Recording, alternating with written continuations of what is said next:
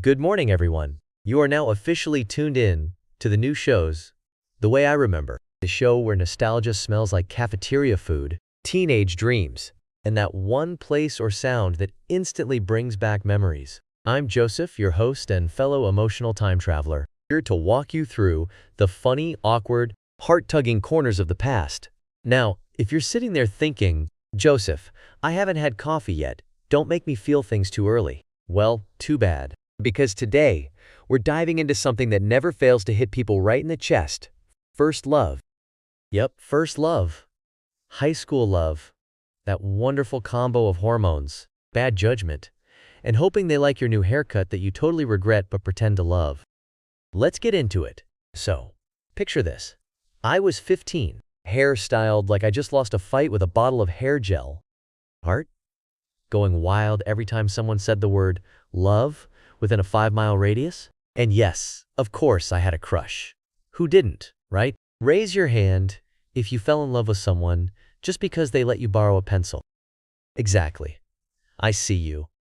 We were all a little ridiculous back then, but charmingly ridiculous. That's the important part.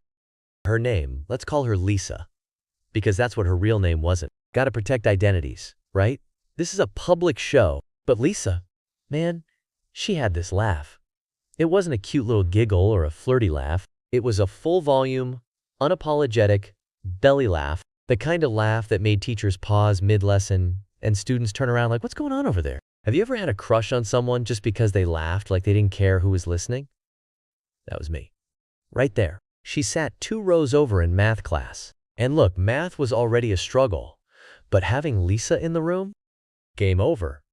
I could barely remember the difference between sine and cosine, but I could tell you the exact way she held her pen. Left-handed, crooked grip, always doodling cats. Cats with eyebrows. One time, I leaned over and said, you know, cats don't have eyebrows, right? And without missing a beat, she said, they do in my world. And let me tell you something, listeners. When a girl builds her own eyebrowed cat universe and invites you into it, that's not just a crush, that's destiny. Or at least teenage delusion. Now, did I talk to her much? Of course not.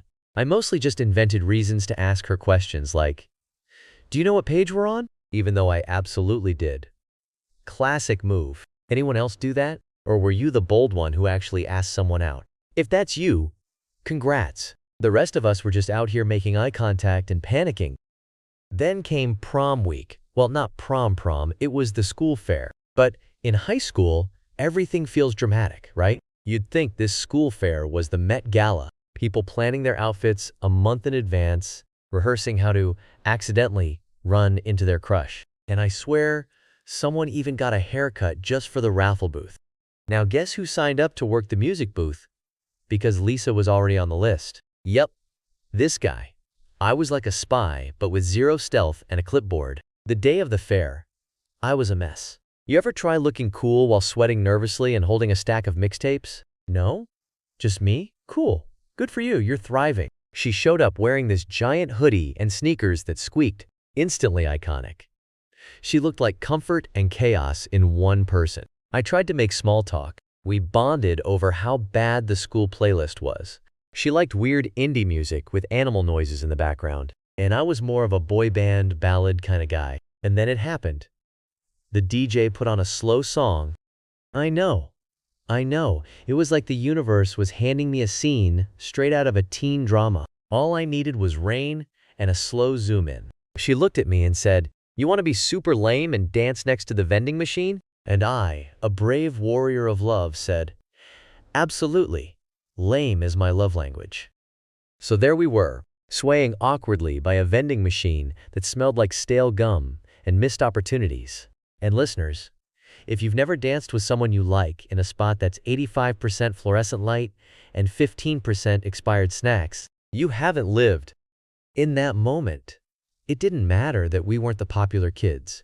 It didn't matter that the vending machine was beeping every 45 seconds because someone's cola was stuck. It was just us. Her hand in mine, that stupid hoodie sleeve brushing against my arm, my heart trying to leap out of my chest and file an emotional complaint. And hey, can I ask, was your first dance just as weird? Or were you one of those people who danced in an actual romantic setting, like under fairy lights? Or at a proper party? If so, congrats, you lived the rom-com life we all deserved. For the rest of us, vending machines were basically our chandeliers. You get it, right? Anyway, fast forward a few weeks, Lisa moved. Out of nowhere, her dad got a job in another city. No dramatic goodbye, no meet me behind the bleachers note, just gone. And I never told her how I felt, never sent that letter. Yes, I wrote a letter, don't judge me. Or do, I deserve it. But you know what? That dance, that laugh, that vending machine moment, it stuck with me. And isn't that kind of beautiful?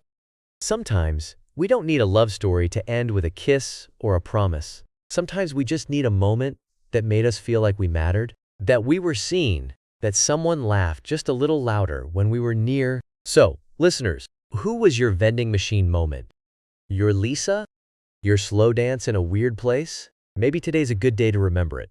Smile at it, or text your group chat and say, "Remember when I had a crush on Jamie from chemistry and he thought my name was Kayla for 2 semesters?" Yeah, that kind of memory. Thanks for hanging out with me today on The Way I Remember. Same time, 2 Saturdays from now, 10 a.m. sharp, we'll dig into another memory. Maybe a friendship gone weird, or a summer that changed everything. Who knows? I just follow the vibe. Until then, stay soft, stay nostalgic, and please, if you're gonna dance near vending machines, wear shoes that don't squeak. Catch you next time. Joseph signing off. See you, friends.